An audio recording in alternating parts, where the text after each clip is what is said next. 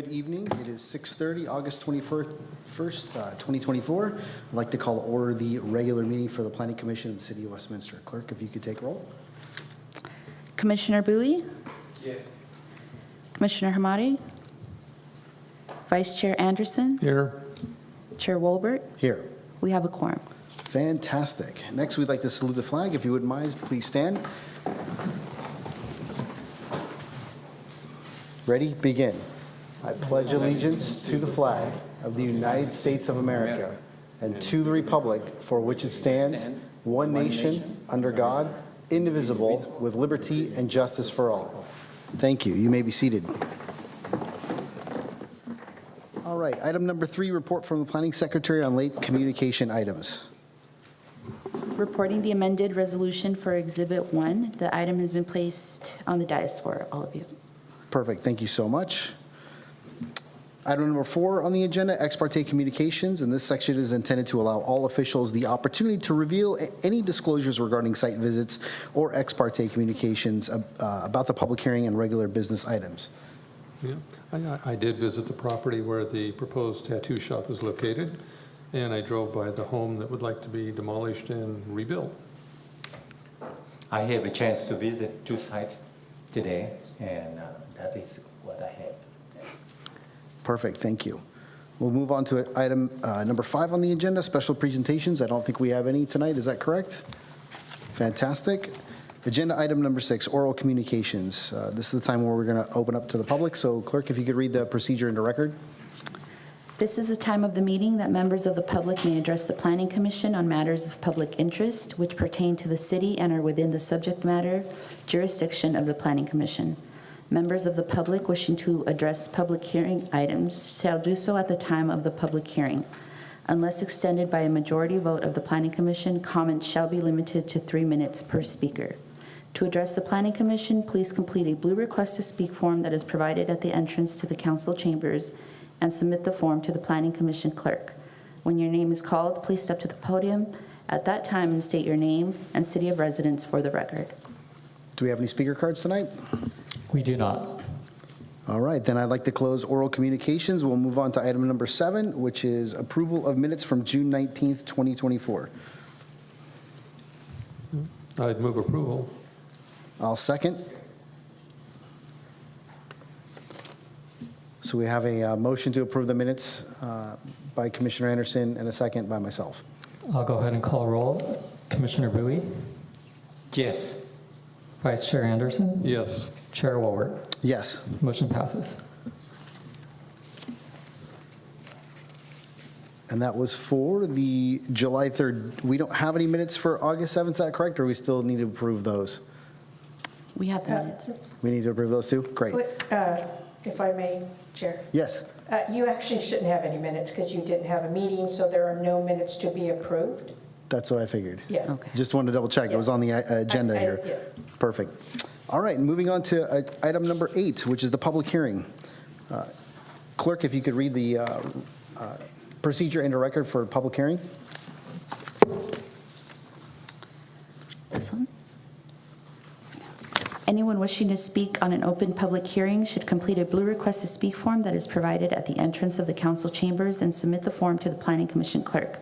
When your name is called, please step to the podium and state your name and city of residence for the record. Each attendee will have 3 minutes to comment on each public hearing item. The applicant or their designee will have 12 minutes to speak and will also be provided a 3-minute rebuttal with exception of the applicant or designee. All attendees may only speak once. The Planning Commission may use its discretion to allow a speaker to exceed the allotted time or may ask a speaker to return to answer additional questions.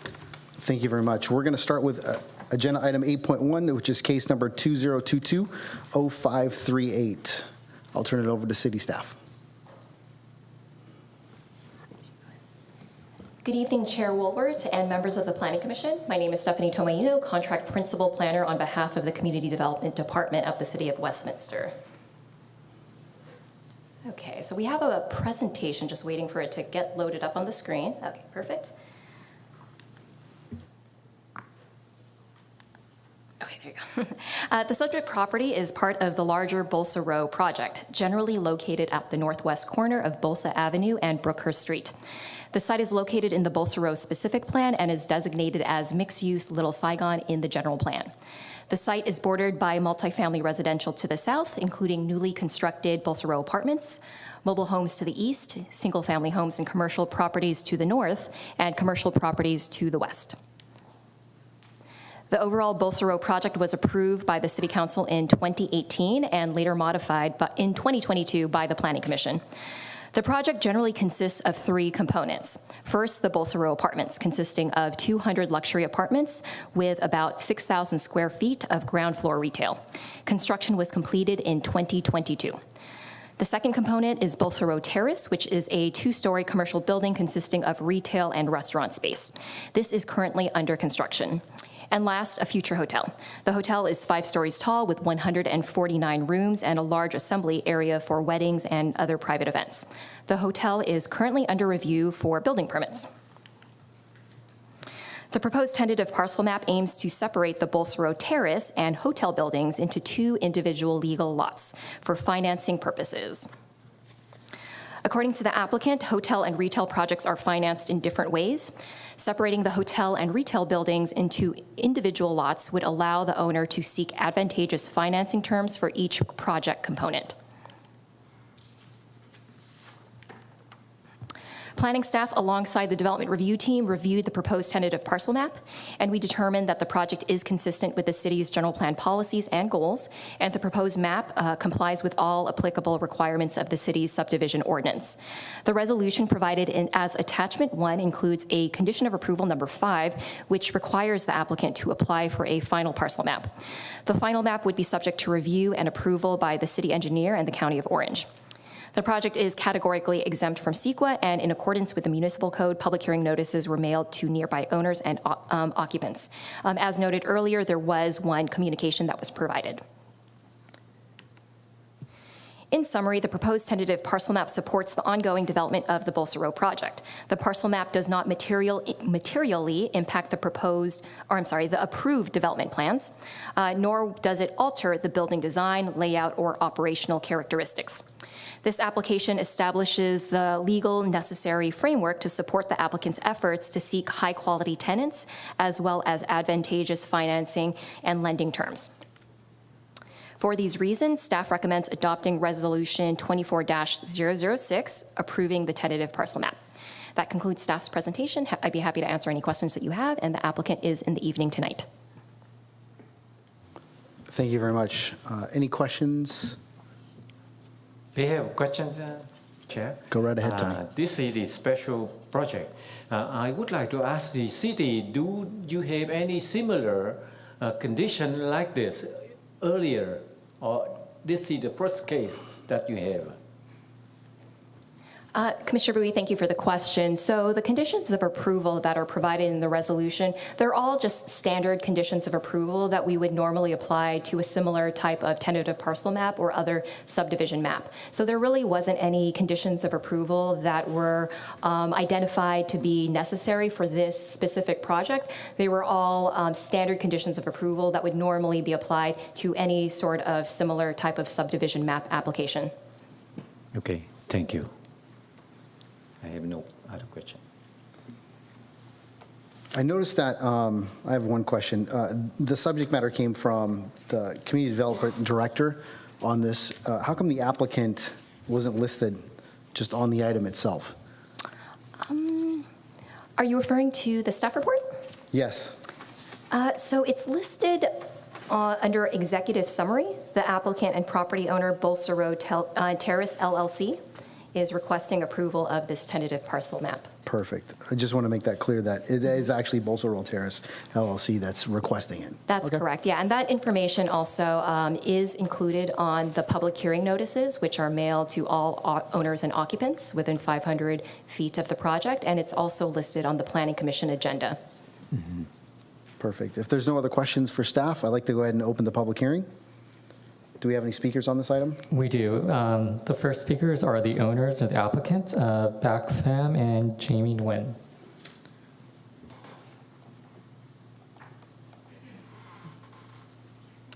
Good evening, Commissioners.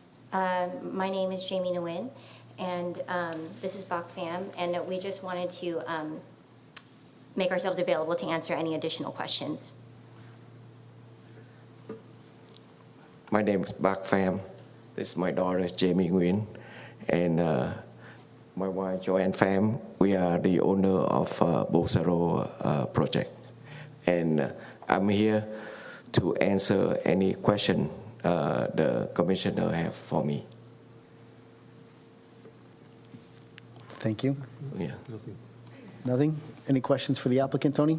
I have a question to the applicant. Is this project will be considered as one package or will be divided? And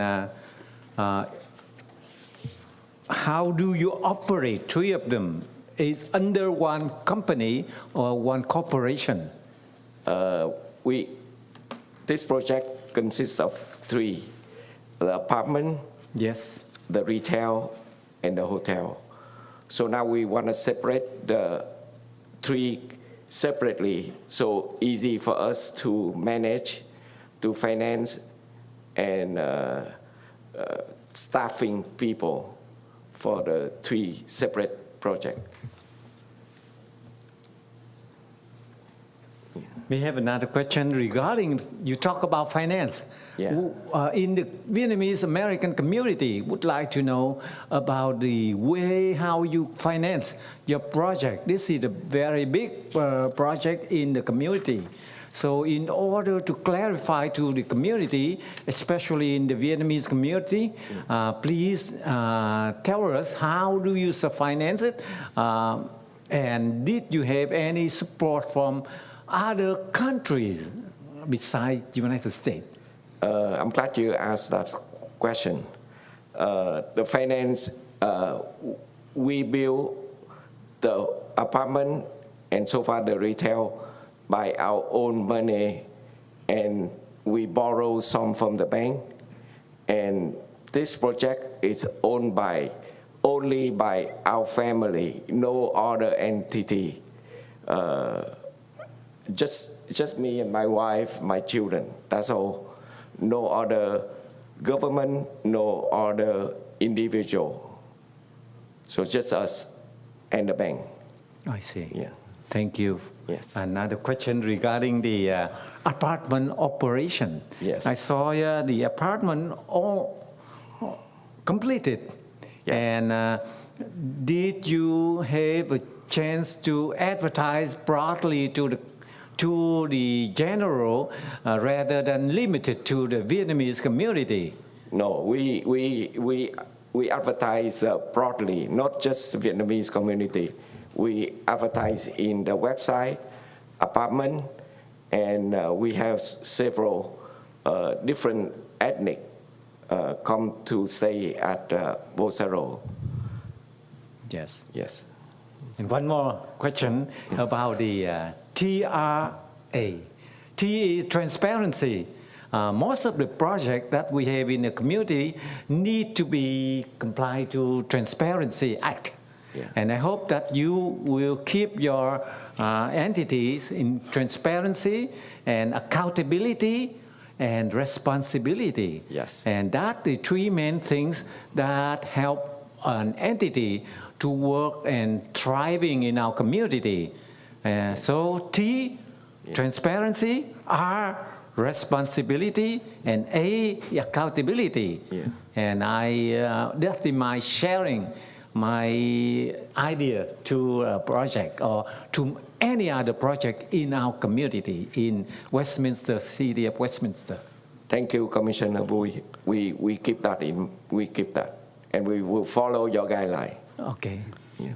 Thank you. I don't have any more. Thank you, Tony. Question. I do have one question real quick. Just to clarify, all these three individual parcels that we're talking about splitting up for you, it's just mostly for the financing purpose of it. So that way the hotel can run on separate financing than the apartments and separate financing than the retail and commercial. Is that correct? Yes, that's Okay. correct. That's mainly, but we want to separate the personnel. Yeah. I'm sorry, if I may. Additionally, when we originally had the parcel map, then the design of the hotel was in both was in that one parcel.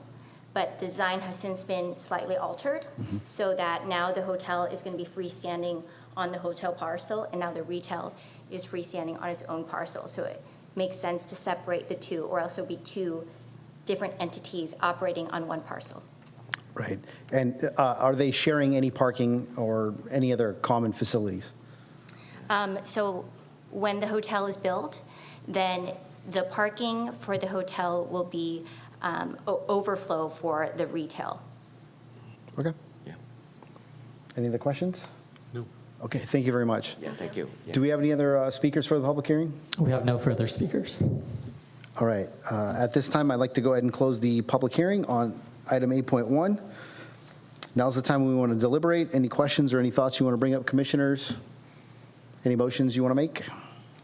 Well, excuse me, this parcel map makes perfect sense. What these folks want to do, they have made a huge investment in our community, and the project so far is looking great, and the elevations for the future projects are wonderful. So no reason not to go ahead, and I'll make a motion to approve as recommended. I second it. So we have a motion on the floor by Vice Chair Anderson for approval of the resolution, and a second by Commissioner Bowie. We have a motion by Vice Chair Anderson and seconded by Commissioner Bowie to adopt a resolution entitled, "A Resolution of the Planning Commission of the City of Westminster, California, approving case number 2022-0538, an application involving tentative parcel map 2022-145, to separate the Bolsa Row Hotel and Bolsa Row Terrace commercial buildings into two individual legal lots for the purposes of construction financing and permanent financing located at 10000 and 10010 Bolsa Avenue." I'll go ahead and call roll. Commissioner Bowie, Aye. Vice Chair Anderson, Yes. and Chair Wilbur. Yes. Motion carries 3-0. Fantastic. We are going to move on to item 8.2, case number 2024-0085. But before we do that, I think staff would probably want to read the resolution into record. Is that correct? From 8.1? Or do you want to do it all at the end? I'll defer to the city attorney for direction on that. I think that We for read the the last resolution and one, approved on it, but don't we generally want to state that this decision is, and when it can be appealed and the normal? yes, you should recommend that this is now approved and it will go, what's your appeal period? 10 days. All right, and then anybody who is, has objection to the decision has 10 days to file an appeal. That's correct. Usually city staff does that. I just didn't know if you wanted to do that for all the items at the same time or individually per item. It's probably best to do it individually per item, so that way somebody may leave and not hear it. Perfect. All right, we'll go on to 8.2 then, which is, like I said, case number 2024-0085. I'll turn it over to city staff.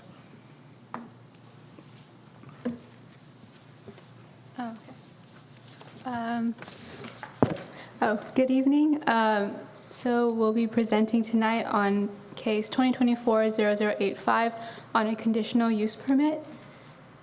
So the project is located at the intersection of McFadden and Beach Boulevard.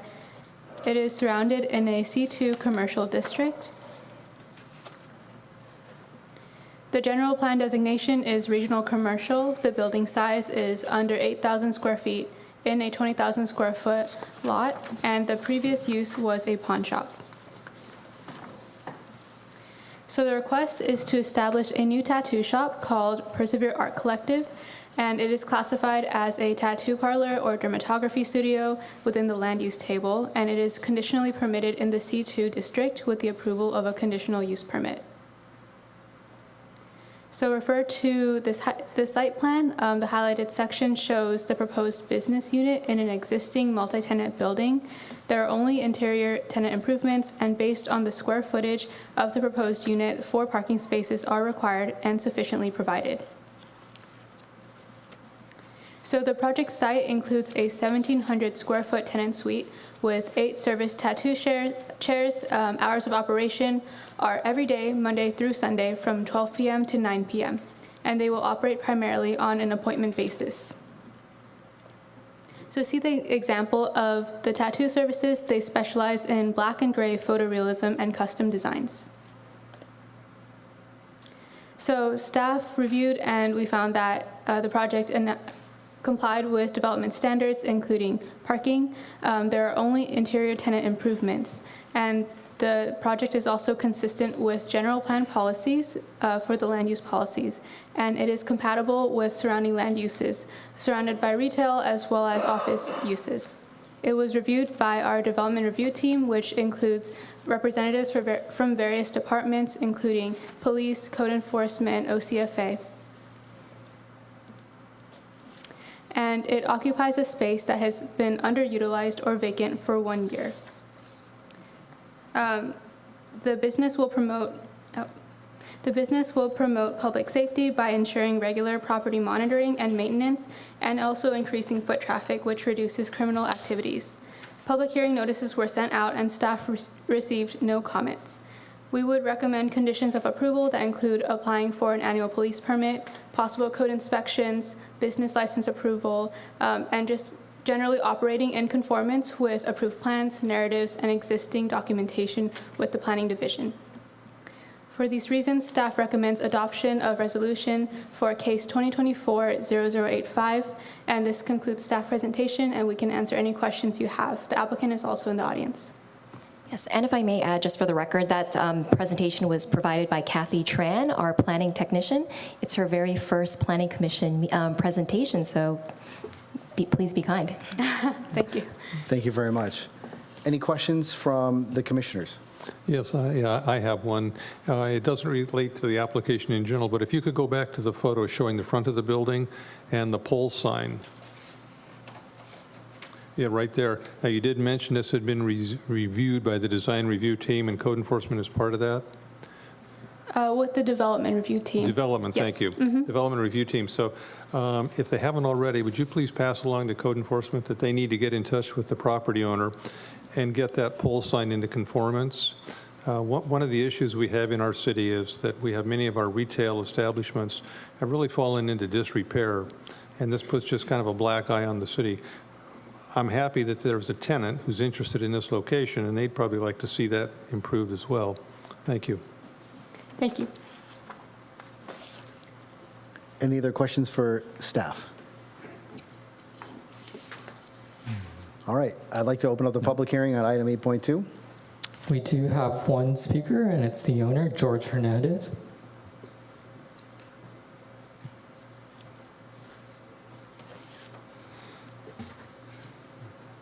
Good afternoon. It's a little nerve-wracking, just, you don't know how I look. But my name is George Hernandez, and I'm the owner of Persevere Art Collective. If you have any questions, just please feel free to ask. I've been in the industry for about 8 years now professionally, and has been nothing but good to me. I love my craft. I love what I do for a living. And I also own two other businesses, they're very successful in Anaheim as well, tattoo related as well. So I can't wait to start conducting business here in Westminster. Thank you, guys. Sorry. Thank you. Could we also have the tech guys make sure that we get the public speakers on video? It looks like we still have the slides pulled up. Hey, there we go. Any questions for the applicant? I know we usually give you 12 minutes, and we appreciate that, but if we have any questions for the applicant, we can hit them with them now. No. Chair, I have a question. Okay, if you would mind. To the applicant. Hi, how are you? Good, and yourself? First of all, I would like to know, do you make a research to see how many tattoos parlor like yours in Westminster, city of Westminster? Yes. I think there was only like maybe 2 or 3 that I kind of researched. Okay. And secondly, about the chemical that you use for tattooing, will that be specialized and then will be trained to this public sewage system, or it has to be to special containment and will be disposed correctly? Everything that we use is disposed correctly as same thing as any biohazard. We have the safety needle boxes as well, the biohazards. Can we you don't talk use- closely sorry. to? We don't use any toxic chemicals. The only thing that we do have is just pretty much the inks that which are stated in the health department as well that they pass, and we use sterile needles. So everything that we use is sterile, and we dispose of, or we have a company that disposes of for that. Yeah. In the past, has there any contamination has been to the public sewage system? Do you know? Not for the public sewer system, correct? No. Okay. And another one is about the people who frequent to yours. Will it be limited to above 18 years old, or to the young people can do it without permission from their parents? Yes, correct. So everybody who comes into the establishment has to be 18 years old and older. Nobody under 18 can go through the doors at all. Yeah, that's California law. Okay. Well, that's all my head. I had one further question too. Is this tattoo only, or are you going to be tattoo and piercing? I'm just tattooing right now. Just tattooing right now. Okay, thank you. Do we have any other public speakers tonight? We have no additional speakers. Thank you very much. Thank you guys so much. All right, if we have no other public speakers, I'd like to close the public hearing for item number 8.2. Now we can deliberate. If you have any questions or comments, commissioners, now's the time to do that. No questions. No questions. Any motions on the floor? I would like to go ahead, and I want to open for make a motion. Okay. Okay, I'll second. So it sounds like we have a motion from Commissioner Bowie to go ahead and approve the recommendation for the conditional use permit, and a second by Vice Chair Anderson. We have a motion by Commissioner Bowie, seconded by Vice Chair Anderson, to adopt a resolution entitled, "A Resolution of the Planning Commission of the City of Westminster, California, approving case number 2024-0085, a conditional use permit to establish a tattoo shop within the C-2 zoning district located at 15557 Beach Boulevard, APN 142-341-08. I'll call a roll. Commissioner Bowie, Yes. Vice Chair Anderson, Yes. and Chair Walbert. Yes. Motion carries 3-0. And if I may add, now that I have my notes in front of me, the commission's action on this item, okay, the commission's action on this item shall become effective 15 days after the decision date identified in the notice of decision. The applicant and/or any other interested party may file an appeal of the commission's action to the City Council. The appeal must be in writing and filed with the city clerk within the previously mentioned 15-day period. Thank you very much. All right, we will move on to item number 8.3, case number 2024-0083. Good evening, Chair Walbert and fellow planning commissioners. Tonight's presentation involves planning case number 2024-0083. Oh, sorry. My name is Memnon Torrio, or Mimi Torrio, Assistant Planner. Tonight's presentation involves planning case number 2024-0083, an application for a conditional use permit for the property located at 8071 16th Street. Tonight's presentation will go over the project location, zoning, the existing land use development, the description, required entitlements, the CUP analysis, and staff recommendation. The project is located off of Westminster and Beach Boulevard on 16th Street and off of Jackson Street within the city's Civic Center area, and it's zoned for MU40, and the general plan land use designation is a mixed use. The surrounding area as well is MU40, with the adjacent property having a housing overlay.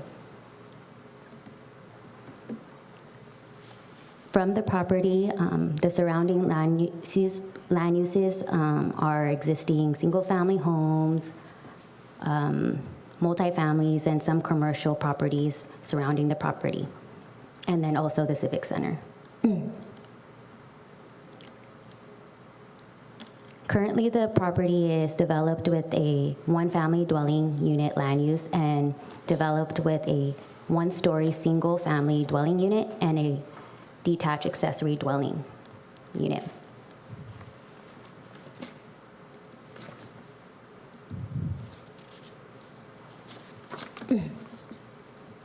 As you can see in the existing and demolition site plan, the project proposes to demolish the existing home, which is about 800 square feet, and a single one-car garage. Additionally, it's going to, sorry, I lost my train of thought. But it's also proposing to demolish some exterior site improvements, such as the landscaping and the existing driveway. As you can see in the proposed site plan, noted in blue, they're going to develop a larger single-family home with a two-car garage and also new on-site landscaping and walkways. Additionally, on the abutting public right-of-way, they're going to incorporate a public realm area that incorporates a new sidewalk for pedestrian walkways and a parkway with landscaping. The existing accessory dwelling unit will remain on site. The building design of the proposed single-family home incorporates a soft beige stucco exterior wall. It also incorporates building massing relief features of varying wall planes on the second floor along the frontage of the building to break up the bulk of the building. Additionally, varying roof heights and architectural elements such as windows are incorporated to create vertical articulated roof lines, and stone veneer incorporated on the porch, entryway, and balcony elements on the second story of the proposed home are also added for architectural detail. The project required entitlements. The first entitlement required for the project is a conditional use permit. Per Table 2-8 of Section 17.26010 states one-family dwelling units land uses in mixed-use zones require approval of a CUP. The project involves demolition of an existing non-conforming single-family home to reestablish a new and larger single-family home, so that's why they require a CUP, because they lose the non-conforming rights.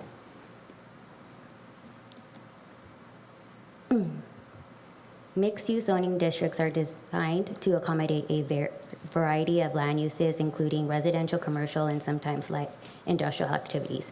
Residential uses, such as single-family homes in mixed-use districts, often require a CUP to ensure compatibility with the overall zoning objectives, and the Planning Commission is the reviewing authority. The project also requires a development review approval for all new development in mixed-use zoning districts such as the MU40.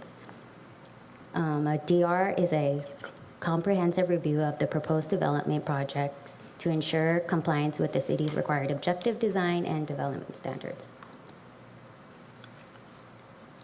Entitlements and SB 330. SB 330 prohibits local governments from imposing subjective design standards on housing and mixed-use development. Cities can only enforce measurable objective standards that do not require any subjective judgment. Staff must review and administratively approve a residential project design, site, layout, architectural style, use of materials, provided that all the city objective development standards and design standards can be met.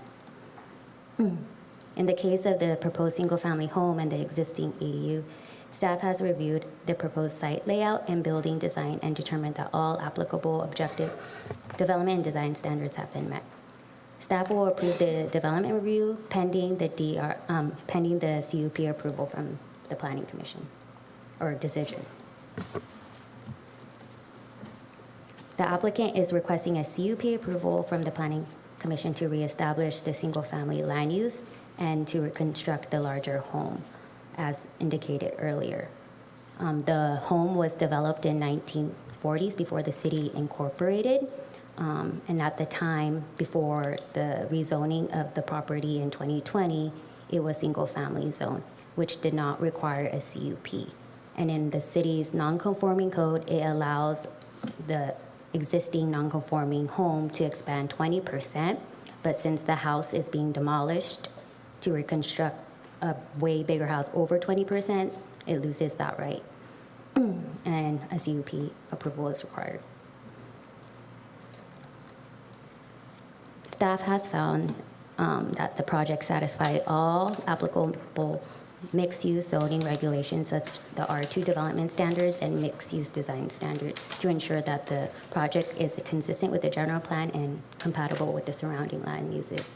The mixed-use code allows for single-family uses and development to have some flexibility, so that's why the R2 development standards are applied. And then to further ensure that the development design aligns with future uses in the future, it incorporates certain mixed-use design standards like the building articulation design standard and the public realm area. Staff recommends to approve the project subject to conditions of approval and to adopt the resolution as is. That concludes my presentation. Thank you very much. Any questions for staff? Any questions, Tony? No? Okay. If there's no questions for staff, I'd like to open up the public hearing on this item. We do have two speakers. It's the owner and the applicant, Kenny To and John Nguyen.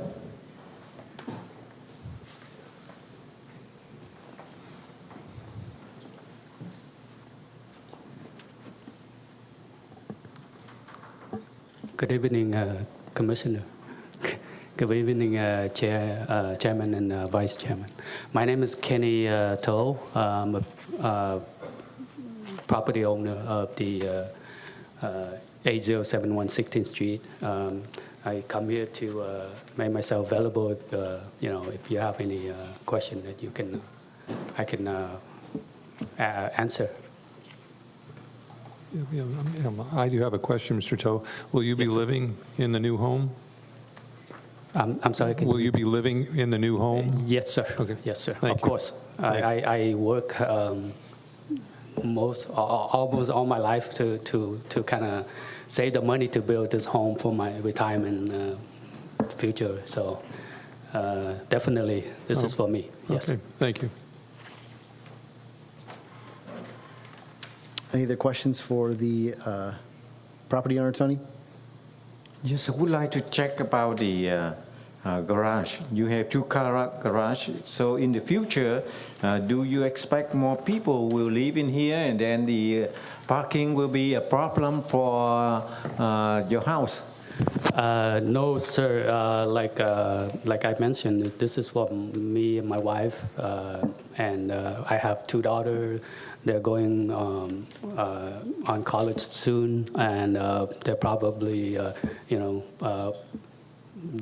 going their route, some new venture for them. So I'm not sure if they're staying with us later, but just for now, just 4 of us. Okay. And there's one question that wasn't quite listed, or we didn't talk about in the city's presentation. It looks like the ADU in the back has access via the alley behind the house. Is that correct? Yes, sir. And a parking space for the ADU in the back. Yes, sir. Thank you. All right. Thank you very much for your time. Thank you. We have no additional speakers. All right. I'd like to go ahead and close the public hearing on 8.3. Any deliberation, any questions, points of order? Well, just a comment. Thank you to Mr. To for developing this piece of property. The elevations look really attractive. It's going to upgrade the neighborhood and maybe encourage some others to do the same. So thank you. I second that. I really appreciate the design detail and what you're putting into this property. And the residents of Westminster, we would love to see more development like this where residents are actually putting time and effort in to make their properties better. So thank you. I'd like to make a motion to go ahead and approve the resolution for item 8.3. I second it.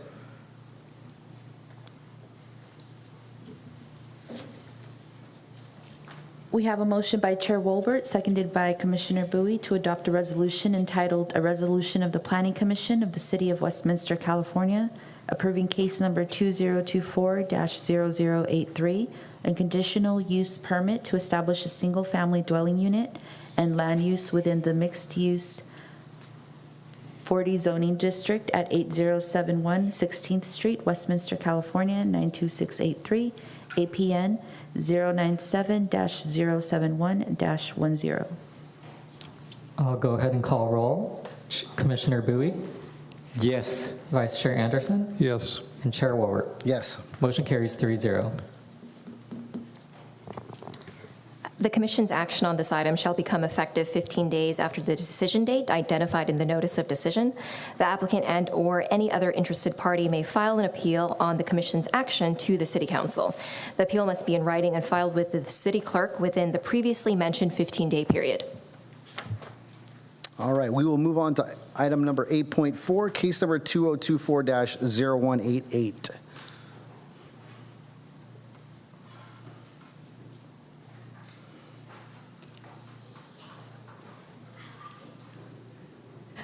Just trying to get myself set up. Is the presentation ready? Okay, great. So I'll be taking this one again. Stephanie Tomaino, Contract Principal Planner with the City of Westminster. Okay, to start off and provide a little bit of context, it's first important to note that billboards are a permitted sign type in the city. They require a conditional use permit and are subject to Planning Commission approval. In recent years, the city has experienced a growing amount of interest from prospective billboard operators. The city currently has 3 pending applications for billboards on private properties. Those applications all involve an electronic freeway-oriented billboard. The applications are also accompanied by a variance request to allow the billboard to exceed the 30-foot height limit, which is currently required by the zoning code. And in reviewing these multiple pending applications, the city has realized that it's really shed light on the fact that the city's billboard regulations are outdated and it's inconsistent with modern practices. The existing regulations were designed for static billboards facing city streets, and additionally, the current billboard regulations are very minimal. Rather than establishing development standards, it defers to the CUP process to determine such things such as billboard size, location, etc. So when it is up to that level of subjectivity, it doesn't provide enough clear guidance to applicants and staff in terms of setting what those clear parameters would be in reviewing billboard applications. Staff proposes zoning text amendments that would amend Chapter 17.330 of the Westminster Municipal Code regulating signs. This zoning text amendment is referred to as the Billboard Ordinance. The Community Development Department, City Attorney's Office, and the City Manager's Office work closely to develop an ordinance that accomplished the goals shown on the screen right now. First, we wanted to create clear and consistent standards for the development and design of future billboards. Second, we wanted to update the regulations and recognize that future billboard applications will utilize digital technology. Oops. Jumping ahead here. Third, we wanted to craft standards to mitigate potential impacts to the public, such as related to lighting and public safety. And our last objective was to formally establish the public benefits component. In prior billboard applications, a development agreement or operating agreement was typically proposed in conjunction with the CUP application. So the next 2 slides will quickly summarize the proposed development standards within the Billboard Ordinance. New billboards would only be permitted on sites adjacent to the freeways. All future billboards must be digital. Static displays would no longer be permitted. Staff recommends increasing the maximum height to 90 feet. However, provisions are included that allow the city to reduce the height if 90 feet is not needed. We are also recommending a 200-foot setback from residential units. This would be measured from a habitable unit and not from property lines. Additionally, there are provisions that would allow the Planning Commission to reduce the setback based on specific conditions. Staff recommends increasing the maximum dimensions in sign area, and we also recommend adding a minimum setback distance from the property line. A 10-foot setback is currently required for pole and pylon signs, and that was our basis for our recommended standard. We also recommend adding more flexibility to the billboard ordinance overall to address potential unique and unusual circumstances should they arise in the future. This change would allow the Planning Commission to consider exceptions through the CUP process, rather than requiring applicants to apply for a variance. Oops. Sorry, jumping ahead again. And last, we are also formalizing the city's current practice of requiring billboard applicants to obtain an agreement with the city.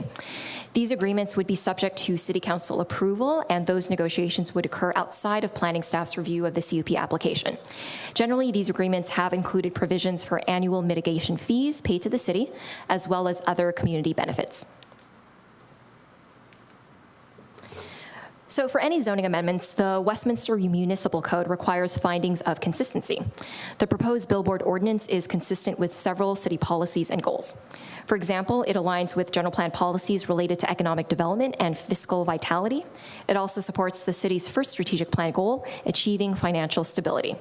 Overall, the proposed ordinance is consistent with city policies as it encourages future economic development by diversifying city revenue. Please note that the proposed development standards would only apply to current applications and future billboards. So in other words, what that means is that if the billboard ordinance is ultimately adopted by the City Council, any billboard applications afterwards would need to comply with these standards. Existing billboards, on the other hand, particularly those with static displays and are not freeway-oriented, would be considered legal nonconforming structures. They would be allowed to remain in place pursuant to the city's nonconforming uses ordinance, or unless state law requires removal. And as mentioned in the staff report, there are several billboard stakeholders with current or future applications. Staff reached out to those stakeholders to share information on the timeline of this proposed billboard ordinance. All stakeholders received a copy of the Planning Commission agenda packet with the draft ordinance. After publishing the packet, the city received specific comments and questions on the ordinance. Staff reviewed those public comments in collaboration with the city attorney's office, and we determined revisions were warranted. Those revisions are detailed in a memo, which was provided at your dais right over here. And if any members of the audience would like to get a copy, there was some provided next to the public comment cards as well. So overall, these additional changes outlined in the memo, they are intended and designed to address potential conflicts with state law, clarify areas of ambiguity, and ensure that the billboard ordinance can be effectively implemented by staff in the future. In summary, the proposed billboard ordinance establishes uniform development and design standards that are consistent with current market conditions. It protects the public interest by regulating potential impacts such as lighting and vehicle safety, and it requires community benefits. Additionally, this ordinance is exempt from CEQA because it is an administrative activity and not considered a project subject to CEQA. In conclusion, staff recommends adopting resolution number 24-008, provided as attachment 1, and we are also recommending including the additional red line revisions that were provided at the dais today. And as a reminder, the Planning Commission is an advisory body to the City Council. The Commission makes recommendations on matters related to Title 17 land use within the Municipal Code, and the Planning Commission's recommendation today, including any recommendations or recommended changes to the draft billboard ordinance, will be forwarded to the City Council. Tentatively, staff plans to schedule this billboard ordinance for City Council's consideration at a noticed public hearing on September 11th. This concludes staff's presentation. Thank you. Thank you, staff, very much. Any questions for staff? Yes, well, you referred to, Stephanie, a memo? Yes. I didn't get a copy. There was nothing at my place. Yeah, we can work on getting you a copy. Well, yeah, I'd like to see it now, please. So how many pages is that? It's actually a copy of Exhibit 1 to Attachment 1, so it's the full ordinance. So there are pages, but what we have done is we have redlined the additional recommended revisions that we are recommending to the ordinance. Are these different than what's in our, we got in our packet? That's correct, yes. So this memo should, our admin assistant or our Planning Commission secretary is providing you with a copy right now. So these are additional revisions that were just finalized today. Okay, so how are we supposed to analyze this and make a decision tonight?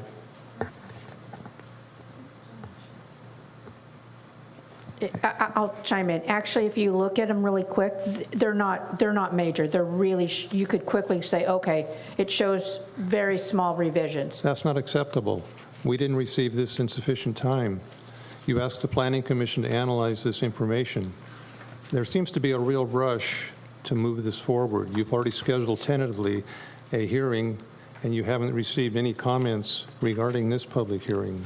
So I don't think, I have a number of comments to make. You can go ahead and open the public hearing, but I think this right here is unacceptable, to ask us to make a decision on something this significant. And this is a major deviation or change from our current billboard standards.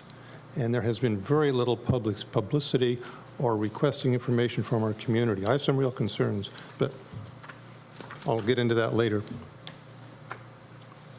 Any questions for staff, Tony? Yeah, I have a question. I agree with my commissioner here, and that it need to be sent to us so that we can review it and investigating to get more information. So whatever our commissioner here talking is very valid. So we should put this aside, and then we have more time to investigate it and to studying it, because this one will involve a lot with public safety too. So that is my suggestion. All right, let's go ahead and, I do have just one other question, Stephanie. So how was the zone text amendment advertised?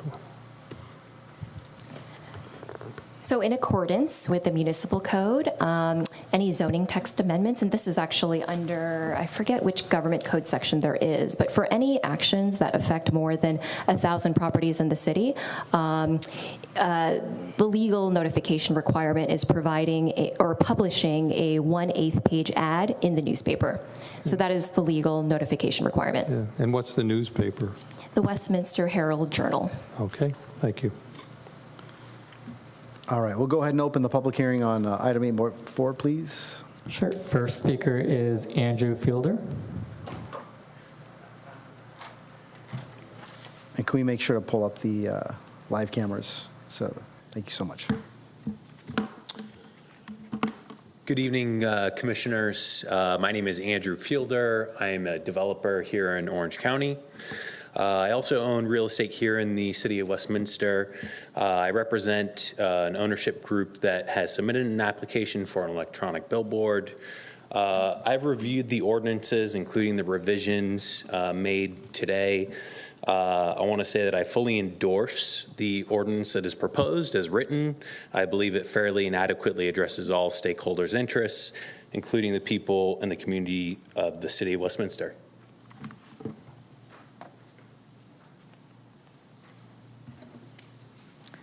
Next speaker is Andy Goodman.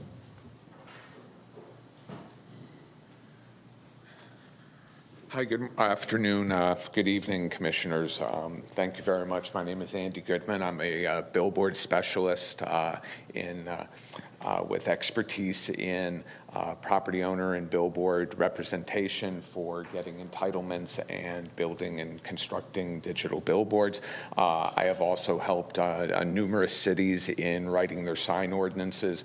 I got into the business in 1987. Started building billboards in 1995, so I've got a lot of experience in the business. I'm here to let you know that we endorse the ordinance that has been written for this for the city. We believe that it's taken into consideration spacing, height, size, setbacks, residential transitions, and lighting. And they've also done a very good job of taking a look at the Caltrans ordinance and taking into consideration both declassifying the necessary freeways with relocations and following the state code. So again, I represent some property owners and some billboard companies, and we do endorse the ordinance as written. Also, I'd like to say if you have any questions specifically about the billboard industry or about the ordinance after you've had a chance to read it, I'm available to answer any questions that you may have. Thank you very much. Oh, excuse me. Sure. And just a question, so how did you find out about the public hearing this evening? I represent two stakeholders that are here tonight, Andrew Fielder and his project, and then also Branded Cities and their project in the city. So Okay. that's how I found out about it. And I've also been in touch and have helped with making comments on the city ordinance. We made comment as soon as we received a copy of the ordinance, and some of the changes that we had suggested or made comment on were taken into consideration and added to the ordinance.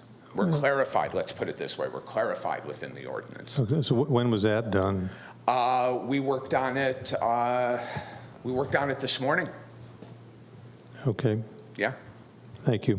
Yes, sir. Thank you. You have questions? Have question for you? Sure, please. Have you been working with many other cities? And what is the output from other cities? And can you provide to us? Sure. I've worked with numerous cities, Fullerton, Carson, City of Bellflower, so on and so forth in Southern California. The outcome is that those cities have written efficient and good ordinances that cover the outdoor advertising industry. They have done the same thing that you have in this ordinance, which is covers spacing, the height of the sign, the size, so on and so forth. So yes, we think that you've covered all of the necessary areas that are important to putting together a comprehensive sign ordinance. Yes. Another question is, I think his those 3 minutes is up, billboard- though, Tony. I think his 3 minutes is up. Do we want to give him more time?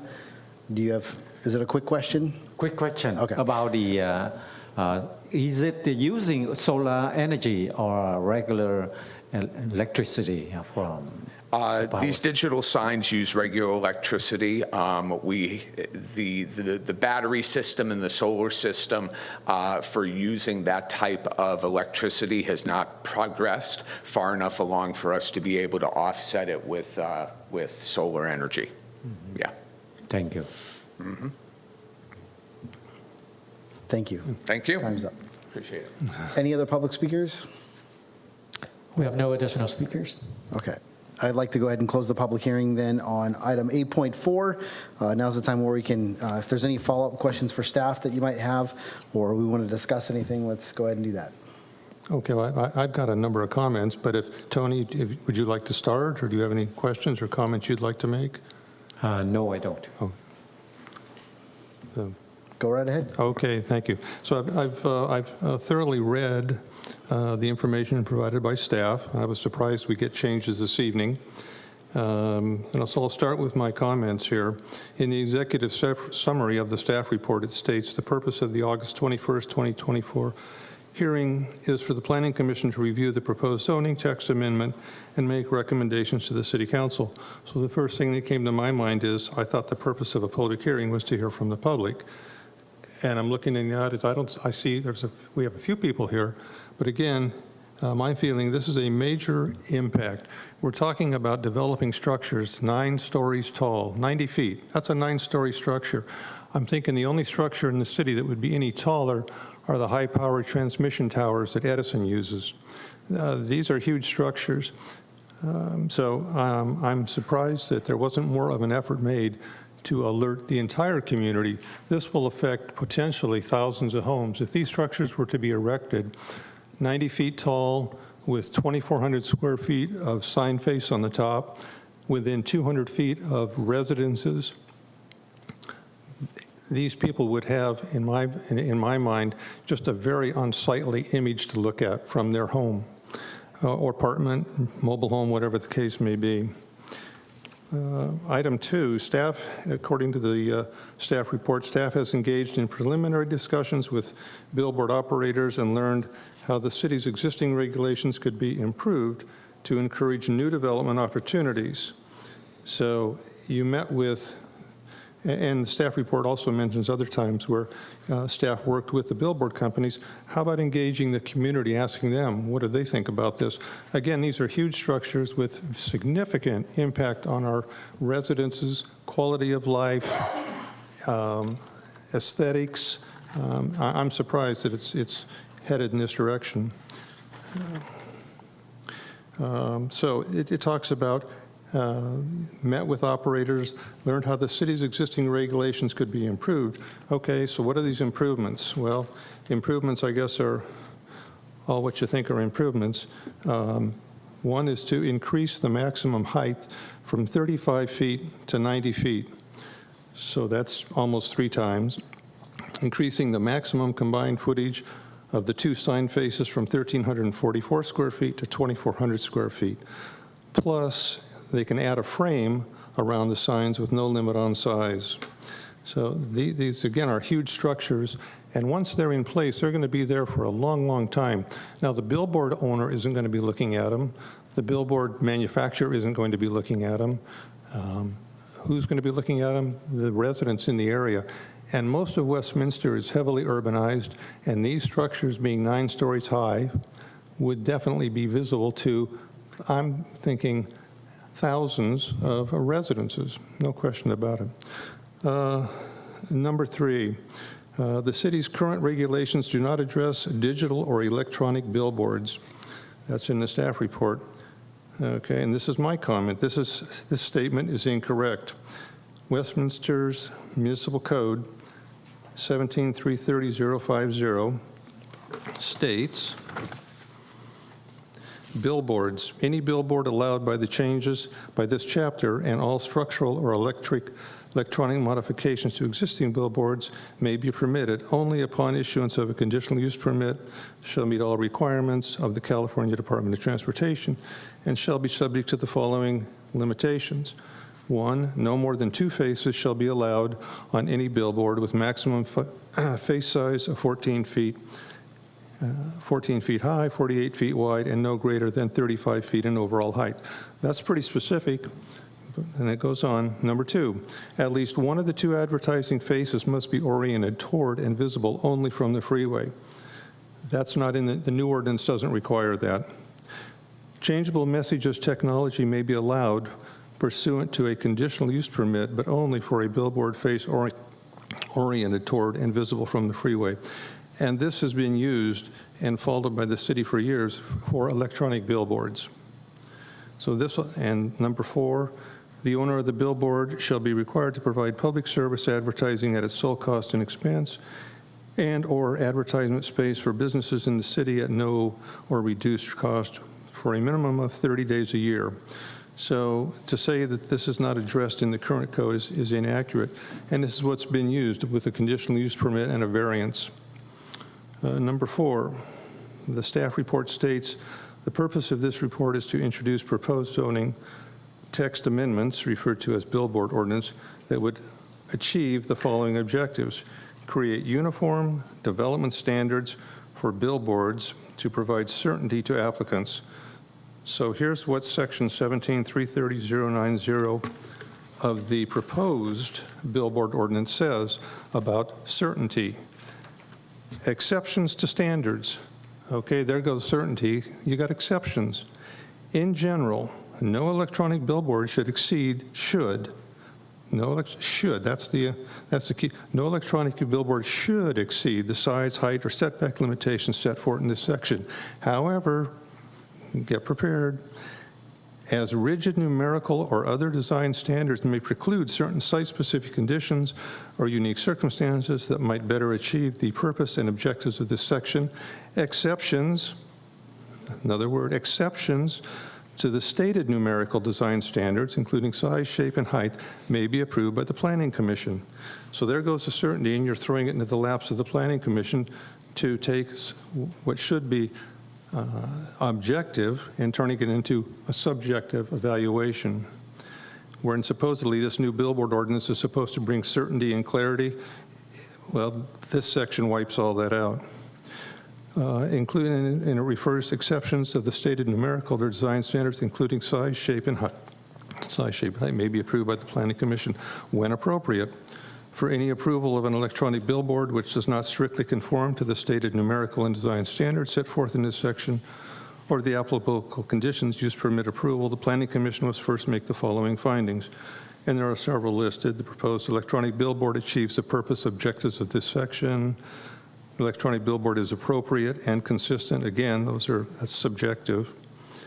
The proposed electronic billboard's height placement are justified by unique site conditions such as topography, existing structures, or other obstructions that impede visibility, ensuring that the sign's placement and height are necessary for adequate visibility to motorists. Okay, it says, so this is necessary to adequate visibility to motorists. What about the effect on residents? Number 4, or let's see. The proposed electronic billboard must provide a public benefit. Number 5, and this is all part of the new code, the proposed electronic billboard will not have a detrimental impact on the visual characteristics or aesthetics quality of the area, and adequate measures are in place to mitigate any potential adverse effects. How do you mitigate a 90-foot tall structure with 2,400 square feet of signage on the top? You can't. Okay. Can we have a conversation? Is that okay? No. The public hearing's closed. Number 5, proposed Planning Commission Resolution 24-008 states, the proposed amendment ensures and maintains internal consistency with the goals, policies, and strategies of all elements of the general plan. Not so. According to the staff report,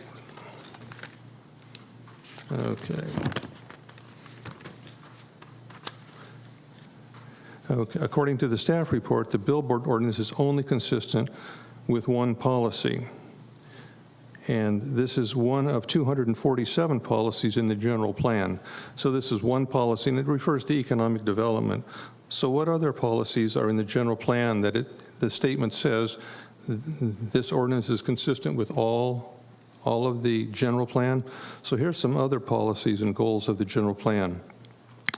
Preserve single-family neighborhoods. Do these signs preserve single-family neighborhoods, or are they a detriment to single-family neighborhoods? I believe they're a detriment.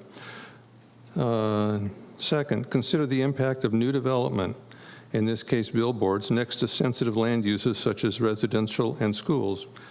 Require new development to clearly demonstrate it will have no detrimental impact on the city and its residents. Again, the residents have been just sorely lacking in this total presentation from the staff.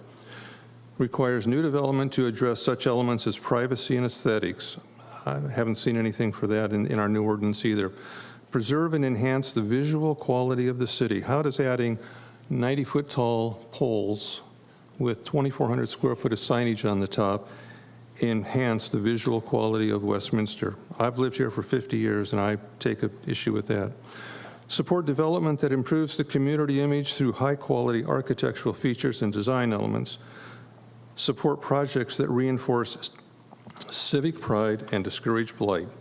So I don't think the 90-foot tall billboards do any of that, and it's not consistent with our general plan. Okay, moving on. The staff report states in a roundabout way, the taller the billboard and the bigger the two sign faces, the more money the owner of the billboard will make. It doesn't mention anything about improving the city's appearance. And it doesn't talk about what effect this will have on our residents. Number 7, the billboard amendment states electronic billboards must be at least 200 feet from residential uses. And my feeling, that's too close. Can you imagine living within 200 feet of a structure that's 90 feet tall with these huge signs on top? I don't think 200 feet is, I can't imagine. I'd be embarrassed to say that's a mitigating measure, because it certainly is not. Okay, now what about the money? We've heard a lot this is going to provide money. I haven't heard any dollar amounts, what's going to be coming up. But there is some type of agreement that the City Council would work out to receive from the billboard owners. Well, I'll give you a little perspective. In 2017, there was a billboard application for the Rinks Shopping Center, and the owner agreed to make payments to the City of Westminster if this billboard was approved, an electronic billboard for 30 years. Okay. The average monthly payment over this 30-year period would have been $4,381. The billboard was never built, so the city didn't receive this. Okay, to put this is $4,381 to, I guess you could call it a mitigation fee, or this is money paid by the Billboard company to maybe make this a better deal for the city. Again, the residents really don't benefit unless you indirectly say $4,381 a month would somehow benefit the residents of our community, which I find hard to believe. But to put $4,381 into perspective, in 2017, the monthly operating budget for the city of Westminster, that's salaries, that's insurance, gasoline, vehicles, the monthly operational cost for the city in 2017 was $5 million. How is $4,381 going to make a difference? Now, granted, there may be some additional funding, and this is now 2024, 7 years later. There may be some additional money available, but again, I just don't believe that the return from a billboard revenue sharing agreement is going to outweigh the harm that such huge structures would do to our city and to the residents. Number 9, not mentioned in the staff report but contained in the proposed zoning text amendments attached to the staff report is new language that allows electronic billboards to hang over streets, highways, public sidewalks, or other public right-of-way with city or government agency approval. And this, currently, there are exceptions if it's a government agency, and there are some other limited exceptions, but there are no commercial applications. And again, this just benefits the city. Benefits the billboard companies. Okay.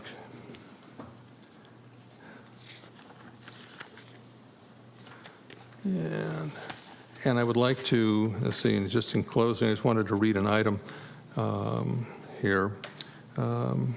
There is a company, and I don't know if anybody in the audience is familiar with EMI, founded by Rod Wilson in 1984. And he's played, I understand, a prominent role in billboards, electronic billboards. So here's what Rod Wilson said, and I don't know if he was involved in any of the conversations with the city staff, but Rod Wilson said, and this is off his website, it says, over the past 37 years, and it's now, would be now 40 years, this was 3 years ago, this website page, over the past 37 years, EMI has done what most clients thought was impossible, changing city ordinances, obtaining Caltrans permits, and building signs bigger than anything existing. So I think that's where we are today. We're faced with this request for these huge billboard structures. The community of Westminster has not been given an opportunity to say if this is something they feel is appropriate, and I think that's a real shortcoming in this whole process. One other thought, too. There seems to be kind of an urgency on the part of staff to move this forward. And I went on the website, the city's website, and checked out the city budget. And our current operating budget is about $87 million a year. And the budget funds are there. And the city has a reserve of about $32 million. That may sound like a lot, but catastrophic situations can occur, and that $32 million can quickly evaporate. So as a resident of Westminster, I'm pleased that they've got $32 million in reserves. So I guess the emphasis placed on the money this is going to generate for the city needs to be definitely weighed against the impact, the negative impact this would have on the residents of Westminster. And it's the residents who have to live with these structures. The applicants don't, the billboard companies don't, it's the residents who are here. So those are my thoughts at this point. Thank you. Thank you. Tony, any thoughts? Yeah, I have a question regarding the standard of the billboard.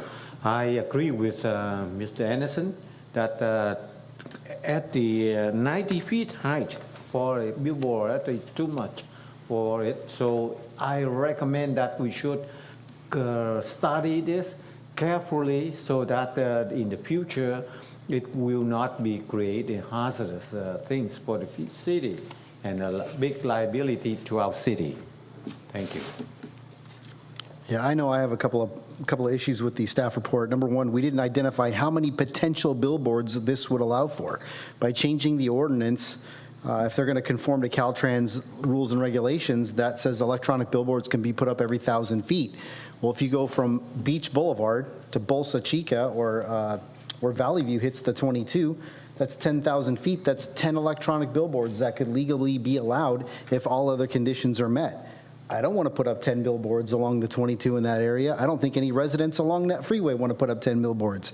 I think without a cap or a maximum or how many this would be potentially could impact the city, it's very difficult to make a decision. Not only that, they need to be more specific in the language as far as streets and highways and regulations. And as Tony brought up a little bit earlier, how are these things powered? You're going to put a giant 2,400 square foot magnet of electricity billboard LED in the sky, and who's powering it and who's paying for the power? I mean, we have enough problems where even our homeowners are required to put up solar, but we can't put up solar for billboards. Power requirements have not been even addressed in this report, and what that potential impact would be. And the worst part that I personally feel is that this is kind of bypassing the Planning Commission. It's taking local control out by trying to ministerially stamp projects at the counter versus getting them to go for variances and what are the things that they would need to have in order for the Planning Commission to make a decision. Is it right for that area? Is it right for the residents around that area? And is it right for the city in general? That's why we have variance and that's why we have code. To just blanket say anything can be built to 90 feet or 9 stories tall is just, it's very tough for the public to swallow that, in my opinion. So those are all the comments that I have. Do we have any motions? Do we have any more deliberation? Yeah, I've got a motion. Okay, go ahead. Yeah, I move to continue this matter for a couple of reasons. One, to allow staff an opportunity to reach out to the community of Westminster and go beyond what's required legally. Workshops can be scheduled. Again, this is a massive undertaking that the community needs to have an opportunity to talk about. If this just were to slip through, get approved, and then 90-foot tall billboards pop up, the residents would be very upset, and they would say, "How did this happen?" The community needs to be advised about this. Also, it will give, I think, the Planning Commission an opportunity to review the additional information that has been supplied. So again, I'd move to continue this matter to allow staff an opportunity to reach out to Westminster residents so they may express their opinions on the Planning Commission in a public hearing. I'd like to see residents of Westminster here, not just the billboard interests. That's my motion. I second that. I have a question, please, for clarification. So are you basically going to requesting that staff renotice this matter, or are you wanting to continue it to maybe a date certain that gives them time so they don't have to go back out and the expense of having to renotice everything? Well, all they have to renotice is you put a publication in a newspaper. Right. What does that cost? A couple $100s? I'm asking the question, because here's why. If you're going to do a date certain, we open the public hearing. If you're not going to do a date certain, we don't have to open the public hearing, and you continue it that way. Well, no, whatever time it takes the staff. It doesn't need a date certain. I think we don't want to rush this. Again, there's adequate funding for the city to continue running. We need to get public input. So publishing newspaper articles, that's not going to do it. When we've had situations in the city or events in the city, the word can get out. There's a lot of different ways it can be done. So your motion, just to clarify, is to recommend that we do not send this resolution to the city council at this time, but to ask for a continuance so that way more public opinion can be brought into the matter. So that the residents are notified of this. And again, this is a unique situation. Zone text amendments sometimes will be very specific and only address an issue that will affect property owners, which can be considered on an individual basis through various zone change or a conditional use permit or a variance. But this could affect many, many people. And the public hearing process for the residents is really just about non-existence. It's perfunctory. Yeah, is it legal? Yeah. Is it the right thing to do? Absolutely not. That's not the way we want to treat our residents. I want the residents to come in and say, hey, yeah, we're okay with it. I'm okay living 200 feet away from a 90-foot tall structure, or hey, I'm not. And I think the council needs to be aware of what the public feels about this too.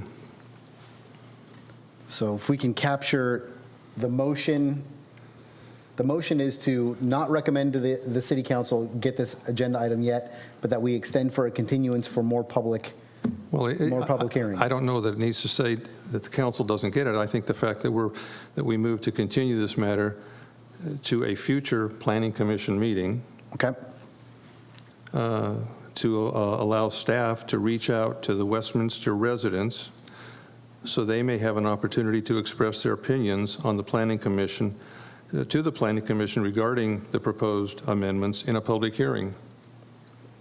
Okay, so the motion is just for a continuance to discuss this issue at a further time, and we make no recommendation at this time to the city. That's correct. And again, it's to give staff an opportunity to notify the community, and then once that's been done, set a public hearing, and then we can hear what the community has to say. Okay, and I definitely second that, so. Okay, so we have a motion made by Vice Chair Anderson and seconded by Chair Warbert, and that's to continue item 8.4, case number 2024-01018 to a future planning commission meeting. I'll go ahead and call roll. Hold it, Michael. That's not the entire motion. The rest of my motion states to allow staff an opportunity to reach out to Westminster residents so they may express their opinions on the proposed amendments to the Planning Commission in a public hearing. Okay, and then that's also to allow staff to reach out to the residents of Westminster to allow additional input. Is that correct? At a public hearing before the Planning Commission. At a public hearing before the Planning Commission. I'll go ahead and call roll. Commissioner Bowie? Yes. Vice Chair Anderson? Yes. And Chair Wilbert? Yes. Motion carries 3-0. And again, this is for the proposed amendments regarding the electronic billboard and sign ordinance.